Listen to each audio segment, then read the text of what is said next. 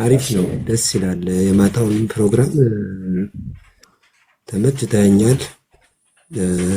በቃ በነገሮቹ ላይ ባለመቸኮል እፎይ ላይ ያየሁት ቁጣዎች ያየሁት በቃ በአጠቃላይ ንግግሮቹን ብዙም አልጣመኝም። የእፎይ ንግግር እውነቱን ስነግርህ እዛ ጋ ግን ከምን በላይ እንትን ስብዕናህን ደስ አለኝ። ትዕግስት ማድረግህን በጣም ተመችቶኛል። አንድ ዝም በል እስኪ ጣልቃ አትግባ ምናምን ሲልህ እሺ ማለትህን በጣም ተመችቶኛል። ከምንም በላይ ማርከኸኛል በጸባዮች። በግሌ አደንቅሃለሁ። አንድ ሰው እስልምናን ለመቀበል ያለበት ማለት በቃ ማድረግ ያለበት ነገር ምንድን ነው? ሁለተኛ ነገር ደግሞ ይሄን ነገር ቤተሰብ አይቀበለውም። እንዴት ነው ይሄን ፈተና እንዴት ነው ማለፍ የሚቻለው? እንዴት ነው ማለፍ የሚቻለው? የሁል ጊዜ ጥያቄን ይዘህ ስለመጣህ እኔ በጣም ደስ ብሎኛል። ያው እንደምታውቀው በመጽሐፍ ላይ ስለ ኢሳ ስለ ኢየሱስና ስለ መሐመድ ነው ያው እንጂ ብዙ የመጽሐፍ ልዩነት የሀሳብ ልዩነት የላቸውም ቁርአንና ማለት ነው። ነገር ግን በኢሳና በመሐመድ ያለው ልዩነት ደግሞ የህይወት ልዩነት ነውና ይሄንን ያው በራሱ መረዳት ፈልጋል። ኢቭን ኢፍ ከዚህ ሰዓት ውጭ ጊዜ ሰተኝ ብታስረዳኝ እኔ በጣም ደስተኛ ነኝ። ምክንያቱም በጣም የምፈልግ ልጅ ነኝ። ለማወቅ በጣም ብዙ ነገሮች ውስጥ እየገባው እያነበብኩኝ ለመረዳት በጣም ጥረት ውስጥ ያለው ሰው ስለሆንኩኝ ግዴታ እንዳንተ አይነት መንገድ የሄዱ ሰዎች እኔ ህይወት ውስጥ ያስፈልጋሉ። እሺ አዳምጪ፣ ላስረዳሽ። በቃ በጣም አንድ አይነት ቃል አድርጎ ይገልጻቸዋል። የማርያም ልጅ መሲሁ ማለት ከእርሱ በፊት አልፈው እንደነበሩ ነቢያቶች አንድ ነቢይ ነው ይለናል። ነቢዩ ሙሐመድ ሰለላሁ ዐለይሂ ወሰለም ማለት እርሳቸውም ልክ እንዲሁ ከእርሳቸው በፊት አልፈው እንደነበሩ ነቢያቶች አንድ ነቢይ ናቸው ይለናል። አምላክ አላህ ስብሐነሁ ወተዓላ ነቢዩላህ ዒሳን ለእስራኤል ልጆች ነቢይ አድርጎ ልኮታል። ነቢዩ ሙሐመድ ሰለላሁ ዐለይሂ ወሰለም ለዓለም ልኳቸዋል። ሁለታቸውም ድንቅ የሆኑ ተአምራቶችን ተሰጥተዋል፣ የነቢይነት ማረጋገጫቸው። ለምሳሌ ነቢዩላህ ዒሳ መሲሁ ማየት የተሳናቸውን የመፈወስ ተአምር ተሰጥተው ነበር። ልክ እንዲሁ ሙታንን ማስነሳትን ተአምር ተሰጥተው ነበር። ለምጽ ያለባቸውን ሰዎች የመፈወስ ተአምር ተሰጥተው ነበር። ልክ እንዲሁ አፋቸው ድዳ የሆኑ መናገር የማይችሉ እነዚህን የመፈወስ ተአምራቶችን ሰጥቷቸዋል። ለነቢዩ ሙሐመድ ሰለላሁ ዐለይሂ ወሰለም ልክ እንዲሁ ተአምር ሰጥቷቸዋል። ነቢያችን ሰለላሁ ዐለይሂ ወሰለም ከተሰጣቸው ተአምር መካከል የመካ ሰዎች ከዕለታት አንድ ቀን ጠየቋቸው። ሰአለ አህሉ መካ አነቢ ሰለላሁ ዐለይሂ ወሰለም ቃሉ ያ ረሱለላህ ያ ሙሐመድ ኢን ኩንተ ነቢየን አሪና አያ ፈአራሁም ሚን ሽቃቅ አልቀመር መረተይን። አንተ ሙሐመድ ሆይ በእውነትም ነቢይ ከሆንክ ያለፉ ነቢያቶች ተአምር እየሰሩ አሳይተዋልና አንተም ተአምር ሰርተህ ያሳየን አሏቸው። ነቢዩ ሰለላሁ ዐለይሂ ወሰለም ፈአራሁም ሚን ሽቃቅ አልቀመር ጨረቃን ከፍለው አሳዩቸው ይላል። ጨረቃን ለሁለት ከፍለው አሳዩቸው። መረተይን ይህን ተአምር ሁለት ጊዜም አደረጉ ይላል። ነቢዩ ሙሐመድ ሰለላሁ ዐለይሂ ወሰለም ይህን ተአምር አድርገዋል። ሌላም ከዕለታት አንድ ቀን ነቢያችን ሰለላሁ ዐለይሂ ወሰለም ጋር የሆነ ሰው መጣና ያ ረሱለላህ ኡድዑ ላህ ሊ አን የሩደ ሊ በሰሪ አላቸው። ኢን ሰበርተ ፈለከ ኸይር አሉት። ወኢን ሽእተ ደዐውቱ ለክ ፈረደ ላሁ ለከ በሰረከ። የሆነ ሰው መጣና አንቱ የአላህ መልእክተኛ ሆይ እኔ ማየት እፈልጋለሁኝ አይኔን አላህ እንዲመልስልኝ ዱዓ ያድርጉልኝ አላቸው። ማየት የተሳነው ሰው ነው። ከተወለደበት ጊዜ ጀምሮ ማየት አይችልም። ይሄ ሰሃባ ወደ እርሳቸው በሰዎች እየተመራ መጣና አይኔን አላህ እንዲመልስልኝ እፈልጋለሁኝ አሁን አስመልሱልኝ አላቸው። ነቢያችን ሰለላሁ ዐለይሂ ወሰለም ብትታገስ ለአንተ የተሻለ ነው አሉት። አይ ማየት እፈልጋለሁኝ በቃ አለ። ወዲያው ነቢያችን ሰለላሁ ዐለይሂ ወሰለም ይሄ ሰው እዛው እያለ ሳይሄዱ ዱዓ አደረጉለት። ወዲያውም አምላክ አላህ ሱብሓነሁ ወተዓላ አይኑን መለሰለት። ሌላ ወደ ነቢያችን ሰለላሁ ዐለይሂ ወሰለም ጋር ከዕለታት አንድ ቀን ልክ እንዲሁ አንድ ሰሃባቸውን ታሪኩ ረዘም ይላል። አይነ ዓሊ ብን አቢ ጣሊብ አሉ። ዓሊ ብን አቢ ጣሊብ የት ነው ብለው ጠየቋቸው። ኢነሁ የሽተኪ ዐይነይህ ያ ረሱለላህ አሏቸው። አንቱ የአላህ መልክተኛ ሆይ እርሱ አይኑን ታሟል እኮ ማየት አይችልም፣ ማየት ተስኖታል አሏቸው። እቱኑ ቢህ አሉ፣ እርሱን ይዛችሁልኝ አሉ። ፈኡትየ በይነ ረጁለይን በሁለት ሰዎች እየተጎተተ መጣ። ሰውየው ከቤቱ ማየት የተሳነ ሰው ነው። ከቀኝና ከግራ ሁለት ሰዎች እየጎተቱ አመጡት። ፈአኸዘ ነቢ ሰለላሁ ዐለይሂ ወሰለም ቢረእሲሂ ወበሰቀ ፊ ዐይነይህ ፈሹፊየ ከአን ለም የኩን ቢሂ ወጀዕ። ነቢያችን ሰለላሁ ዐለይሂ ወሰለም ይሄን ማየት የተሳነውን ሰው ራሱን ያዛደረጉና በአይኖቹ መካከል እትፍ አሉበት። ወዲያውም ተፈወሰ። በአይኑ ላይ የህመም ምልክት የማይታይበትም ሆኖ እስኪታይ ድረስ አሉ። አንድ ሰው ሲሻለው እኮ የሆነ ቀይ ምልክት ይታያል፣ እንደዛ የለም አሉ ያዩ የመሰከሩ ሲናገሩ። በአይኑ ላይ የህመም ምልክት የማይታይበት ንጽህ ያለ ነጭ ሆኖም የሚያይ ሆናሉ።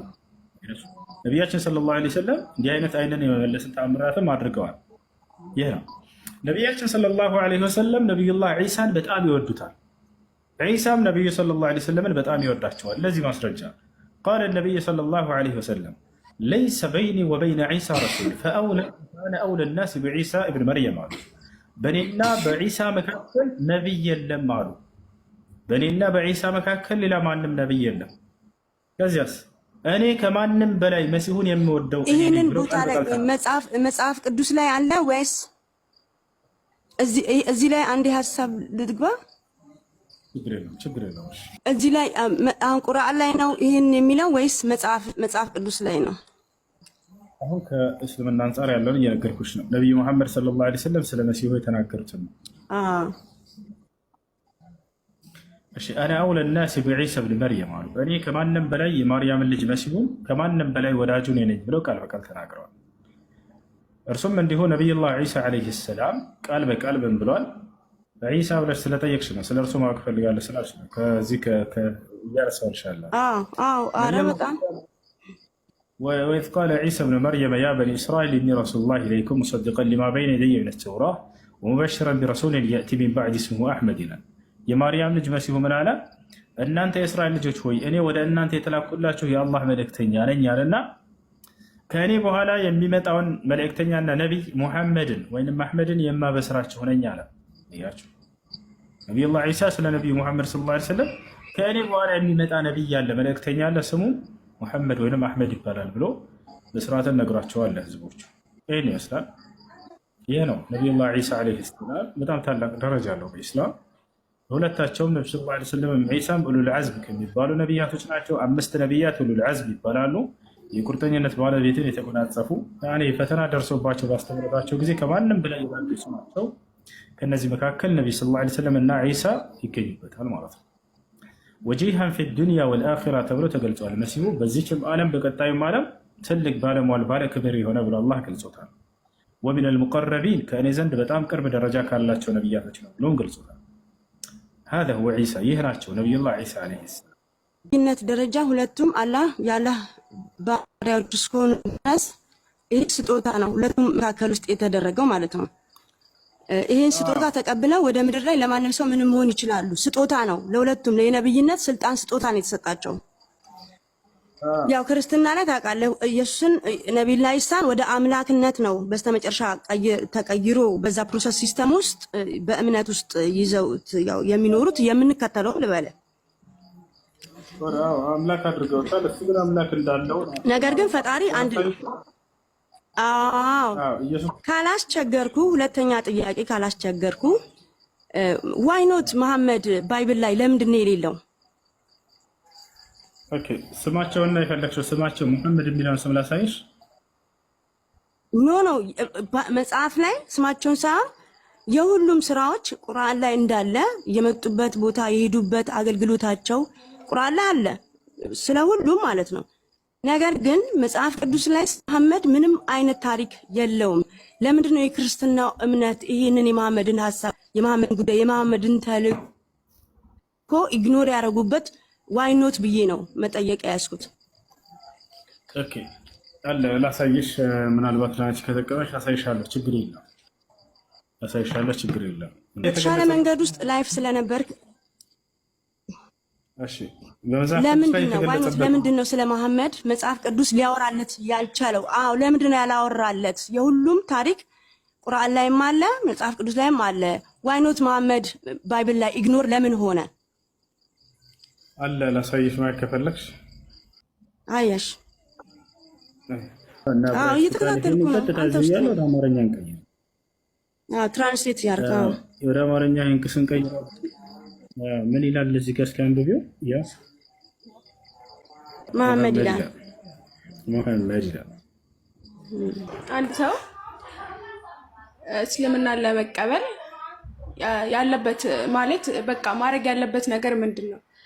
ሁለተኛ ነገር ደግሞ ይሄን ነገር ቤተሰብ አይቀበለውም እና እንዴት ነው ይሄን ፈተና እንዴት ነው ማለፍ የሚቻለው? እንዴት ነው ማለፍ የሚቻለው?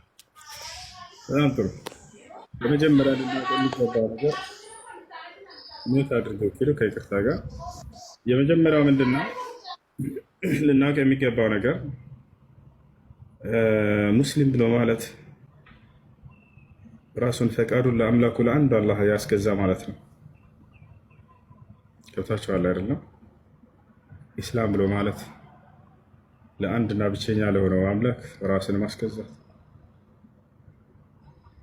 አንድ ሰው ሙስሊም ሲሆን ጊዜ خلاص ከነቢያቶች ህብረት ተቀላቀለ። እነ ኢብራሂም ጋር፣ እነ እስማኤል፣ እነ ኢስሐቅ፣ እነ ያዕቆብ፣ እነ ሙሳ፣ እነ መሲሁ ጋር ከእነርሱ ጋር ከሆንክ ለምን የዓለም ሰው ከበስተጀርባ አይሆንም? ለምን ብቻህን አትቀርም? ምድር ላይ ምንም ሊመስልህ አይገባም። ዩሱፍ እስር ቤት ውስጥ በተወረወረ ጊዜ ታላቁ ነቢይ ብቻህን ነበር። ሁሉም እንዳለ ከሃዲዎች ነበሩ። እንደዚሁም ያሳደዱት ህዝቦች ምንድነው ከንግስናው ቤት ያስለቀቁት ምናምን። እስር ቤት ውስጥ በተወረወረ ጊዜ ትልቅ አምላክ የዋለልኝ ጸጋ እያለ ኢስላምን ይነግራቸው ነበር። የአባቴን አብርሃምን የኢስሐቅን የያዕቆብን መንገድ የምከተል አንዱን አላህ የማመልክ እያለ ይነግራቸዋል። ምን አለ ዩሱፍ? ኢኒ ተረክቱ ሚለተ ቀውሚን ላ ዩእሚኑነ ቢላህ አለ ወሁም ቢልአኺረቲ ሁም ካፊሩን ወተበዕቱ ሚለተ አባኢ ኢብራሂመ ወኢስሐቀ ወያዕቁብ ማ ካነ ለና አን ኑሽሪከ ቢላህ ሚን ሸይ ዛሊከ ሚን ፈድሊላሂ ዐለይና ወዐለ ናስ ወላኪን አክሰረ ናስ ላ የሽኩሩን አለ። ወተበዕቱ ሚለተ አባኢ አለ ዩሱፍ፣ የአባቶችን መንገድ ተከትያለሁኝ አለ። ማናቸው አባቶቹ? ኢብራሂመ ወኢስሐቀ ወያዕቁብ፣ የአባቴን የአብርሃምን የኢስሐቅን የያዕቆብን አለ። ምንድነው መንገዳቸው? ማ ካነ ለና አን ኑሽሪከ ቢላህ ሚን ሸይ፣ በዚያ በአንዱ በአምላክ በአላህ ላይ የምናጋራ አይደለንም አለ። ያንን አምላክ በብቸኝነት የምናመልክነን አለ። አምላክ አንድም ሶስትም አይባልበት ሰው በዚያ በአንዱ አምላክ ላይ የማናጋራነን አለ። ይሄ ነው ትልቁ ጸጋ በእኛ ላይ የዋለልን አለ። ዛሊከ ሚን ፈድሊላሂ ዐለይና አለ ዩሱፍ፣ ይህ አላህ በእኛ ላይ የዋለልን ትልቁ ጸጋ ነው። በቃ አለቀ። እዚህ ዓለም ላይ ትልቅ ጸጋ ብሎ ማለት እነ አብርሃም እነ ኢስሐቅ እነ ያዕቆብ ያመለኩትን ያንን አንድና ብቸኛ የሆነውን አምላክ ማግኘት ነው። እርሱን በብቸኝነት ተገዝተህ ኑረህ ሞትክ ማለት በቃ አንተ እድለኛ ነህ። በቀጣዩ ዓለም የገነትን ዓለም የምትወርሳት አንተ ነህ፣ ሌላ አይደለም። ወዛች አላህ ዛሊከ ሚን ፈድሊላሂ ዐለይና ወዐለ ናስ፣ በሰዎችም ላይ ይህን ሁኔታ ውሎላቸዋል። ወላኪን አክሰረ ናስ ላ የሽኩሩን አለ። ነገር ግን አብዛኛው ሰዎች ይህን ጸጋ አያመሰግኑም ማለት። እዚህ ዓለም ላይ የፈለገ ጸጋ ባይኖርህም አንተ ያንን አንድ አምላክ የነቢያትን አምላክ እስካገኘህ ድረስ ሁሉ ጸጋ ከአንተ ጋር አለ። የፈለገ ምድራዊ ጸጋ ቢኖርህ ያን የነቢያት አምላክ የሆነውን አንዱን አምላክ እስካላገኘህ ድረስ ምንም ጸጋ የለም። ምድራዊ ጸጋ አላቂ ነው፣ እዚሁ ምድር ላይ ጥለኸው የምትሄደው ነው።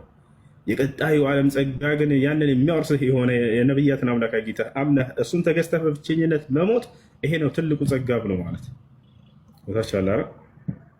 ይህ ነው ትልከ ዳሩ ልአኺረቱ ነጅዐሉሃ ሊለዚነ ላ ዩሪዱነ ዑሉወን ፊል አርድ ወላ ፈሳዳ ወልዓቂበቱ ሊልሙተቂን። ያችን የመጨረሻውን ዓለም በእኔ በአላህ የሚያምኑና እኔን ለሚፈሩ ሰዎች ብቻ አዘጋጅቻታለሁ ይላል። እና ምን ልላችሁ ነው?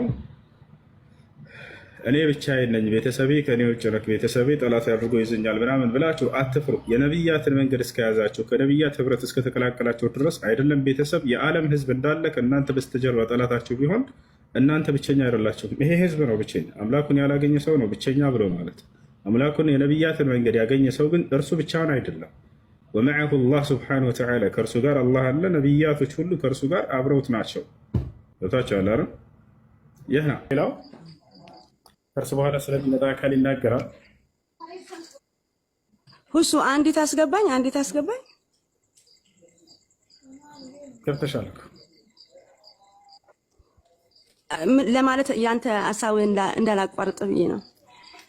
እኔ መሐመድ ባይብል ላይ መኖሩ አለመኖሩ ሳይሆን የመሐመድ ታሪኮች ለዓለም የተሰራ የሆነውን ሁኔታ ለምን መጽሐፍ ቅዱስ የክርስትና እምነት ለምን አልተናገረለትም፣ ለምን አላወራለትም እንጂ የስሙን መገኘት አይደለም እኔ የፈለኩት። ግን አሁን አንተ ያሳየኝ ሰለሞን ላይ ንጉሱ ሰለሞን ላይ ቁጥሩንና ቦታውን ጥቀስልኝ። ኢቭን ደግሞ ያሳየኝ እሱ ባይብል ምን ባይብል ነው? ያው የእንትን ህብራይስጥ ጽሁፍ ስለሆነ ምን አይነት ባይብል ነው? እኔም አውርጄ ይሄን ነገር ማየትና መጠቀም እንድችል ከዛ ወደ ትክክለኛው ማንነት ውስጥ መምጣት እንድችል እንድትረዳኝ ስለፈለኩ ነው ይሄን ጥያቄ ጠየቁክ። ባይብል ሀብ ላይ ገብተሽ ከኦሪት ዘፍጥረት እስከ ራዕይ ድረስ አለ። ከዚያ በኋላ ሰንጎር ሰለሞን 516 ገብ ሙሐመድም የሚል ቃል አለ። ሙሐመድም ይላል። ያንን ቃል ወደ አማርኛ ስትቀይረው ሙሐመድ ይላል። ቃል በቃ እንዳሳየውሽ ማለት ነው። ደግሞ የተነገረውን ስለ እርሳቸው ደግሞ የተወሰነ ላሳየሽ። እሺ ታሪካቸው ለምን አልተነገረላቸውም ያልሽ ወደፊት የሚያደርጉት ሁሉ አድርገውም ያለፉትን ሁኔታ መጻፍ ነበረበት፣ መኖር ነበረበት። የሁል ጊዜ ጥያቄ ነው እሱ። እሺ ላሳየሽ። እሺ ከየት እንጀምራለን? እዚህ ጋር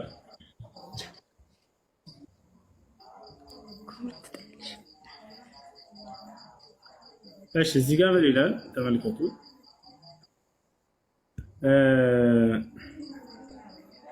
ኦሪት ዘዳግም ምዕራፍ 23 ይቅርታ ምዕራፍ 18 ላይ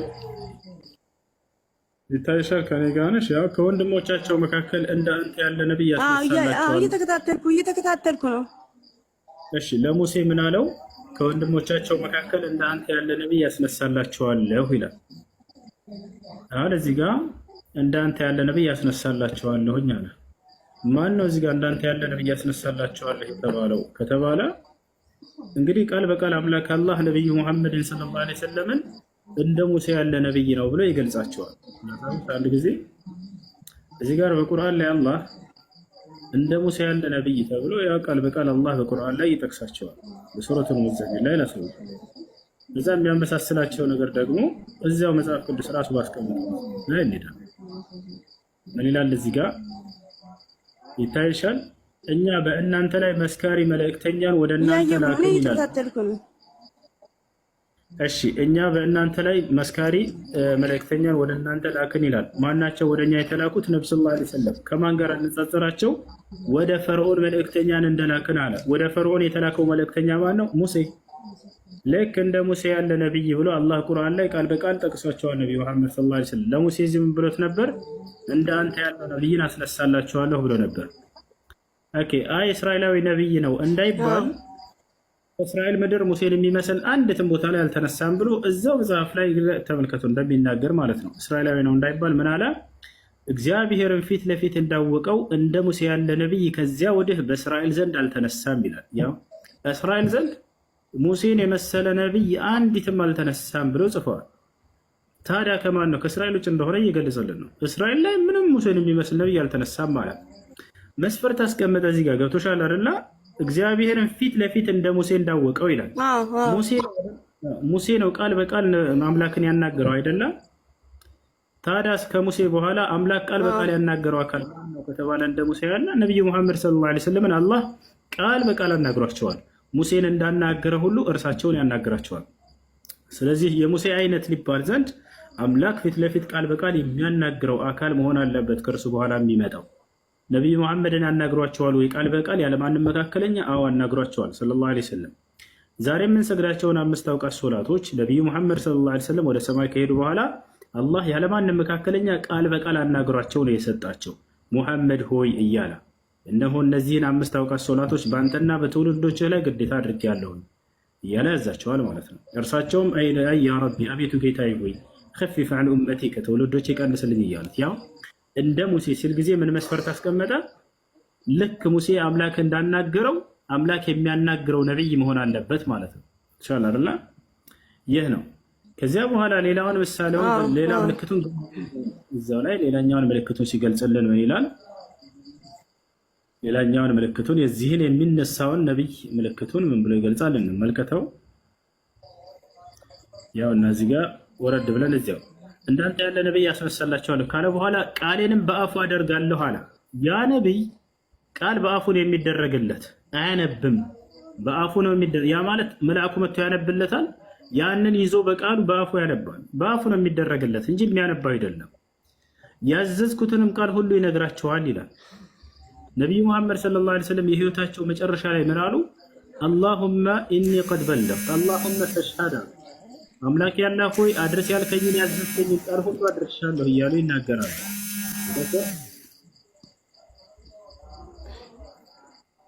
ያዘዝኩትን ቃል ሁሉ ይነግራቸዋል ብሎ መሰከራል። አያችሁ። ከዚያ ቀጥሎ ምን አለ? እዚህ ጋር ነው አሁን ሌላኛው ትልቁ ምልክት። በስሜም የሚናገረውን ቃሌን የማይሰማውን ሰው እኔ እበቀልለታለሁ አለ።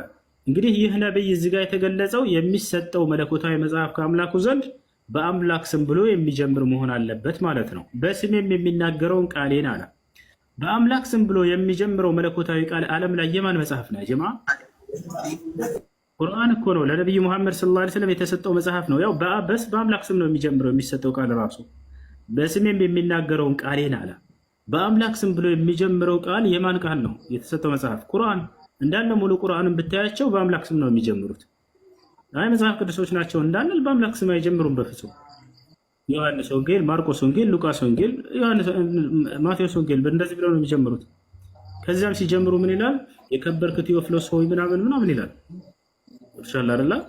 እንደዛ ነው የሚሉት። ይሄን ማየት እንችላለን። እዚህ ጋር ለምሳሌ ከእርሱ በኋላ እነዚህን መጽሐፍት ስናያቸው ጊዜ ሉቃስ ወንጌል ምዕራፍ 1 ቁጥር 1 በአምላክ ስም ይጀምራል አይጀምርም? ሉቃስ ወንጌል ምዕራፍ 1 ቁጥር 1 የከበርክ ቴዎፍሎስ ሆይ ከመጀመሪያው በዓይኔ ያየሁ የቃሉ አገልጋዮች የሆኑት እንዳስተላለፉልን እያለ ነው የሚጀምረው። ቁርአንንስ እስኪ ለነብዩ መሐመድ የተሰጠውን በማን ስም ይጀምራል ብለን ካለን በአምላክ ስም ብሎ ነው የሚጀምረው። ገና የመጀመሪያው ምዕራፍ እንክፈተው።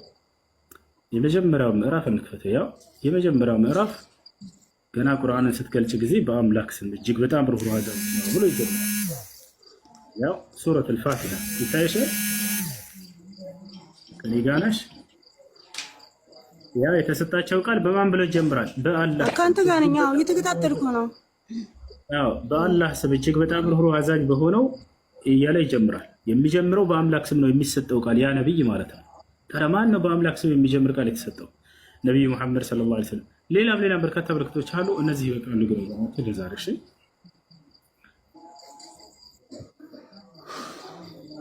በተወሰነ መልኩ ያው ሙሉ ለሙሉ ብዬ ባልልም ይገባል። ያው የነበርኩበት እምነት ቆይታ ቻሌንጅ ሊያደርገኝ እንደሚችል ያው ትረዳኛለህ ብዬ ተስፋ አደርጋለሁኝ። ግን ያው ሁልጊዜ ታስፈልገኛለህ። በእንደዚህ አይነትም ሰዓት እገባለሁ። በውስጥ መስመርም ተገናኝተን እንደዚህ ዲቴል እንደዚህ በቃ ሊገባኝ በሚችለው መንገዶች ውስጥ ልታስረዳኝ በቃ የሆነ ደረጃ ውስጥ ብታመጣኝ የምፈልግ ሴት ነኝ። ለማንኛውም ፎሎ አድርጎሻለሁ። ፎሎ አድርጊኝ ኢንሻአላህ። በስት እናወራለን። እሺ፣ በገስት እናወራለን። እሺ፣ በጣም አመሰግናለሁ። እሺ፣ አላህ ይጨምርልህ፣ አላህ ያብዛልህ። እሺ፣ ይሄ ትልቅ አገልግሎት ነው። እንደ ቀራ የውይይት መድረክ አይደለም። ይሄ ሰዎች ከስተታቸው የሚመለሱበት ማንነት ነው። እሱ በዚህ አጋጣሚ በጣም ቴንክ ዩ ሶ ማች ብለስ ቱ አላህ ቢኮዝ ኦፍ ሰዎች የሚድኑበትን ህይወት ነው እየተናገርክ ያለው። ሰዎች ስተት ሊሆን ይችላል፣ ግን ከዚህ ነገር ይሄን ነገር ብሎ እንደዚህ ኮምፔር አድርጎ ሰው በሚገባው ልክ ማስረዳት ቀላል ነገር አይደለም። ያንተ የእምነት አቅም ይጠይቃል።